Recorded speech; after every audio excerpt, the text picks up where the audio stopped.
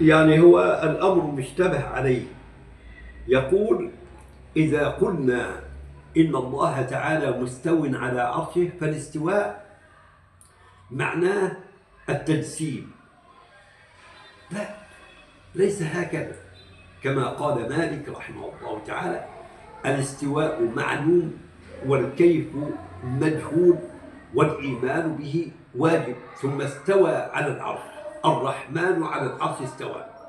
وأنت كما تؤمن بصفات الله التي أثبتها لنفسه في القرآن أو في السنة الصحيحة، كالنظر والبصر والسمع والعين والعينين واليد واليدين وما إلى هذا، يجب عليك أن تؤمن بالاستواء، ولكن دون تشبيه أو تمثيل أو تكييف، كما آمنت أنت بصفاته دون تشبيه أو تمثيل أو تكييف. يعني لا تجعل في خاطرك، في بؤرة عقلك عندما تقرأ الآية، أن تذهب بك إلى التجسيم. حاشا لله رب العالمين، ليس كمثله شيء وهو السميع البصير.